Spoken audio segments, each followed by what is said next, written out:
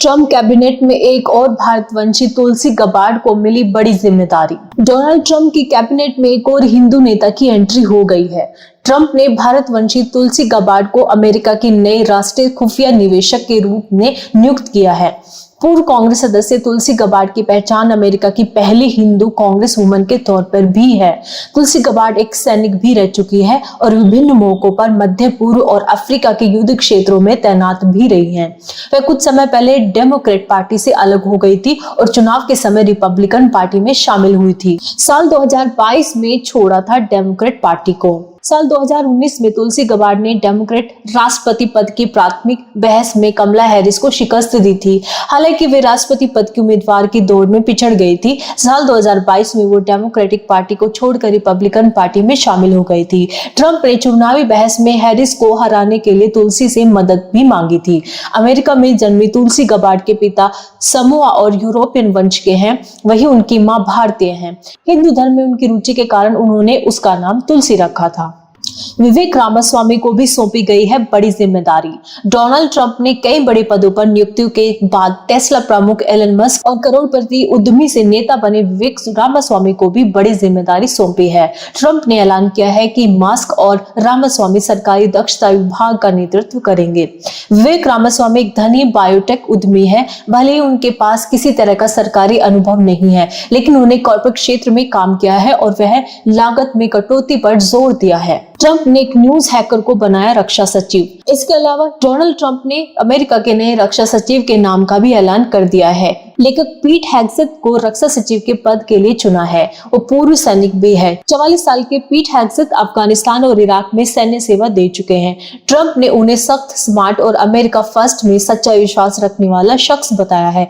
इसके अलावा ट्रंप ने फ्लोरिडा कैमिट गेट्स को देश का नया अटॉर्नी जनरल चुना है। इसके साथ ही कयास लगाए जा रहे हैं कि क्या ट्रंप बदलेंगे अमेरिका का संविधान। क्या वो तीसरी बार भी राष्ट्रपति बनना चाहते हैं। अमेरिका के नवनिर्वाचित राष्ट्रपति डोनाल्ड ट्रंप ने एक ऐसा बयान दिया है जिससे अमेरिका में खलबली मच गई है। दूसरी बार राष्ट्रपति बनने वाले ट्रंप ने इशारों में यह बात कह दी है कि वो तीसरी बार भी राष्ट्रपति बनने के इच्छुक हैं।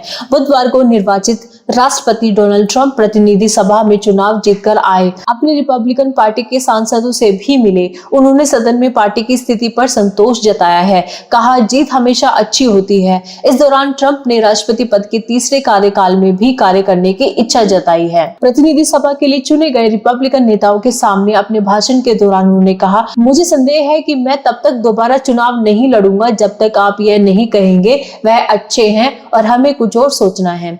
अमेरिका में वर्तमान संवैधानिक व्यवस्था में कोई भी व्यक्ति 2 कार्यकाल से ज्यादा राष्ट्रपति पद पर नहीं रह सकता है। इस संवैधानिक व्यवस्था में बदलाव तभी हो सकता है जब अमेरिका के सभी राज्यों की असेंबली 3/4 बहुमत से प्रस्ताव पारित करे। गौरतलब है कि राष्ट्रपति का कार्यकाल बढ़ाने के लिए संविधान में संशोधन की यह प्रक्रिया करीब 7 वर्ष लंबी है। फ्रेडरिक डी रूजवेल्ट 1933 में राष्ट्रपति बनने के बाद 1945 में मृत्यु होने तक राष्ट्रपति रहे थे। वे अमेरिका के 2 कार्यकाल से ज्यादा राष्ट्रपति रहने वाले इकलौते व्यक्ति हैं।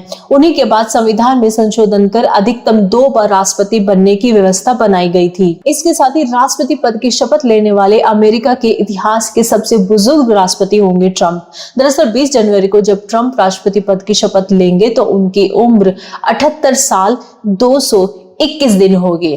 ट्रंप ने बाइडेन से भी मुलाकात की है। बता दें कि बुधवार को व्हाइट हाउस में मुलाकात हुई। मुलाकात में बाइडेन ने पूर्व वादे के अनुसार जनवरी में सामान्य तरीके से सत्ता के हस्तांतरण का वचन दिया है।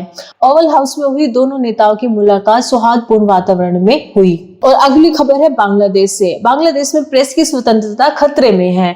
167 पत्रकारों की मान्यता रद्द कर दी गई है। बांग्लादेश के एडिटर्स काउंसिल ने अंतरिम सरकार द्वारा 167 पत्रकारों की मान्यता रद्द करने के निर्णय की निंदा की है और कहा है कि यह कार्रवाई प्रेस की स्वतंत्रता को खतरे में डालती है। इस कदम से सेंसरशिप का खतरा उत्पन्न होता है और लोकतांत्रिक माहौल भी कमजोर होता है। प्रेस सूचना विभाग ने 3 चरणों में 167 पत्रकारों का मान्यता पत्र रद्द कर दिया है। बांग्लादेश की एडिटर्स काउंसिल ने अंतरिम सरकार द्वारा 167 पत्रकारों की मान्यता रद्द करने के निर्णय की निंदा की है। कहा है कि यह कार्रवाई प्रेस की स्वतंत्रता को खतरे में डालती है। इस कदम से सेंसरशिप का खतरा उत्पन्न होता है और लोकतांत्रिक माहौल भी कमजोर होता है। ढाका ट्रिब्यून अखबार ने मंगलवार को बताया कि प्रेस सोसाइटी ने 3 चरणों में 167 पत्रकारों का मान्यता पत्र रद्द कर दिया है। इसमें कई अनुभवी पत्रकार और संपादक भी शामिल हैं। इससे एडिटर्स काउंसिल में चिंता पैदा हो गई है। काउंसिल द्वारा जारी एक प्रेस विज्ञप्ति के अनुसार वैसे तो सूचना मंत्रालय को मान्यता के किसी भी दुरुपयोग की जांच करने का अधिकार है,